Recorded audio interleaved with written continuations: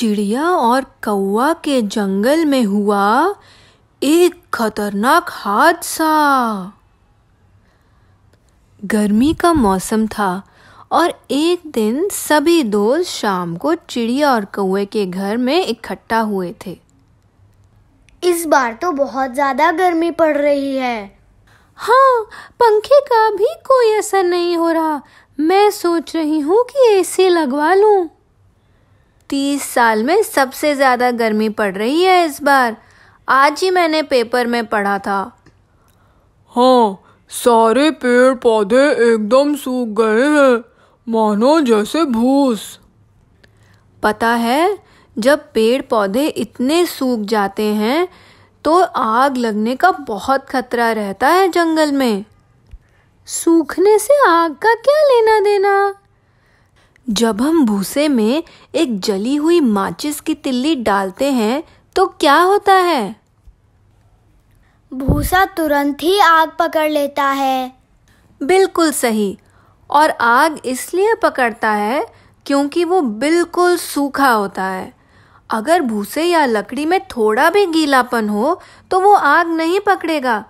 ऐसे ही पेड़ पौधे इस समय बिल्कुल सूख गए हैं और मान लीजिए अगर किसी ने गलती से भी एक माचिस की तिल्ली गिरा दी तो आग लगने का बहुत खतरा रहता है। इसका मतलब आग बहुत फैल भी सकती है क्योंकि सारे पेड़ पौधे बिल्कुल सूख गए हैं। हाँ, आग फैल सकती है और वो भी बहुत जल्दी। रात हो गई थी और सभी दोस्त अपने अपने घर चले गए। उस रात जब चिड़िया और कौवा सो रहे थे, अचानक से बहुत जोर से दरवाजा खटखटाने की आवाज आई।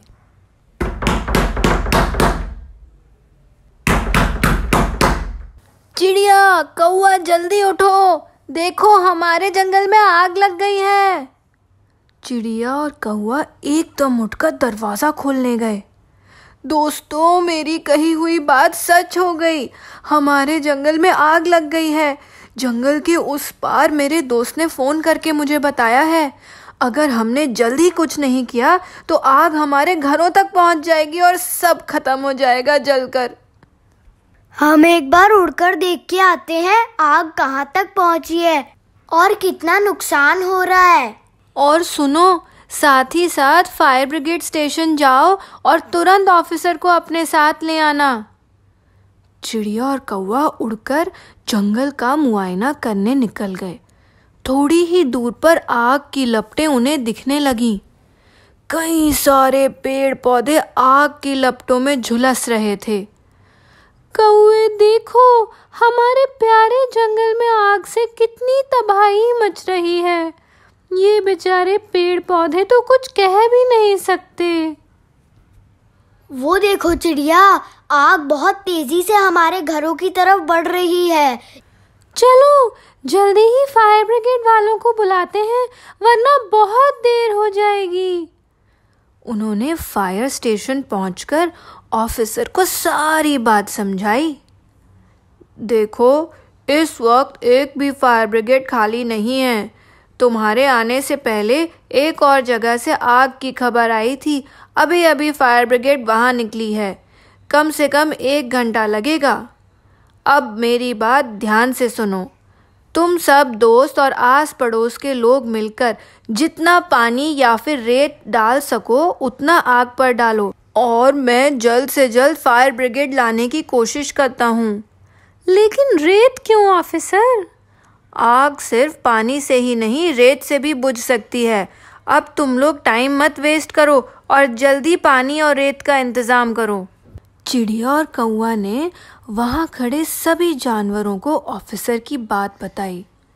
लेकिन खरगोश, इतनी लंबी पाइप तो किसी के घर में नहीं है जो आग तक पहुंच जाए। मेरी बात ध्यान से सुनो।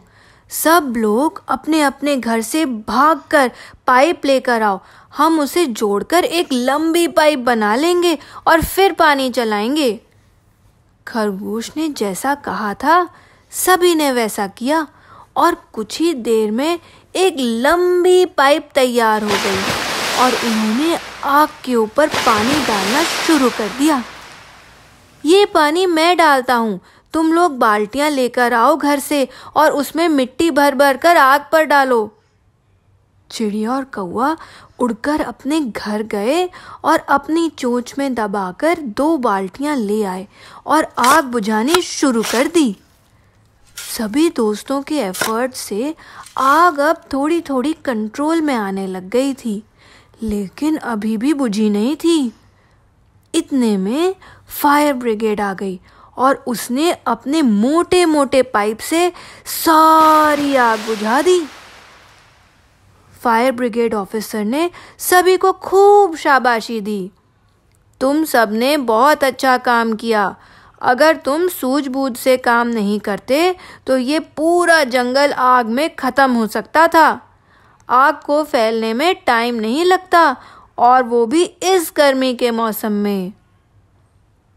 तो देखा बच्चों, अगर सभी दोस्त सिर्फ फायर ब्रिगेड की वेट करते रहते तो सब तहस नहस हो जाता, लेकिन उनकी सूझबूझ ने उनके घरों को और पूरे जंगल को आग में जलने से बचा लिया।